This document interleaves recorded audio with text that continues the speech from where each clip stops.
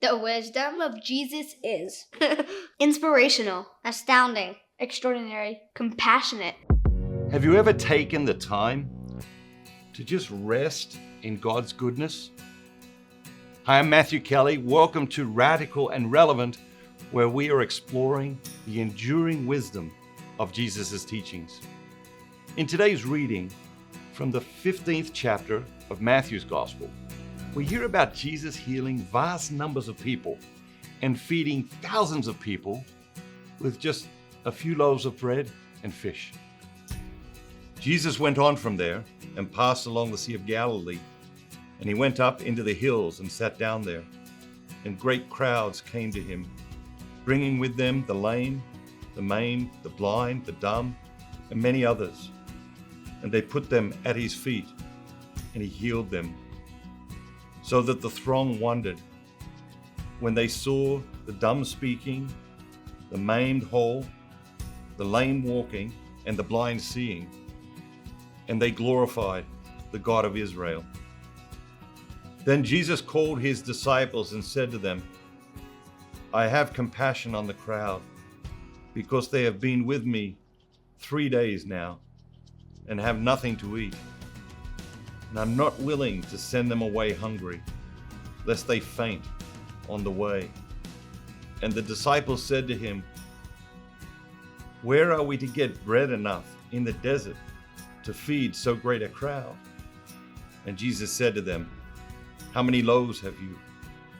And they said, 7, and a few small fish. And commanding the crowd to sit down on the ground, he took the 7 loaves and the fish, and having given thanks, he broke them and gave them to the disciples, and the disciples gave them to the crowds. And they all ate and were satisfied. And they took up 7 baskets full of the broken pieces left over. The word that jumps out at me today is satisfied. They all ate and were satisfied. The definition of satisfied is pleased and contented. Our own times are stricken by a crisis of contentment. We live in a dissatisfied age. Very often, even when people have eaten their full of the finest foods, they still find something to complain about and refuse to surrender their souls to the gift of contentment. The phrase that grabs my attention is, my heart is moved with pity for the crowd. The beautiful and complete humanity of Jesus is on full display here in his compassion and mercy.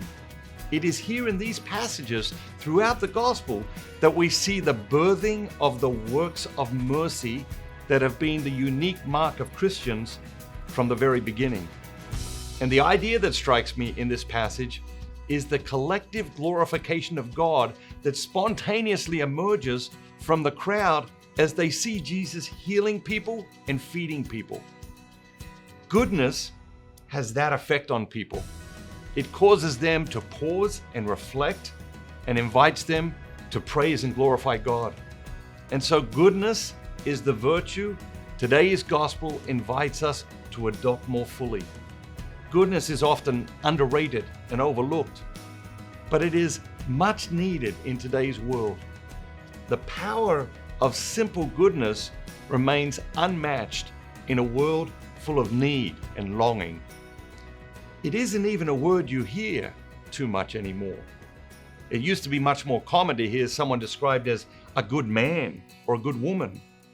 We should return to recognizing this quality in people and praising it. What is goodness?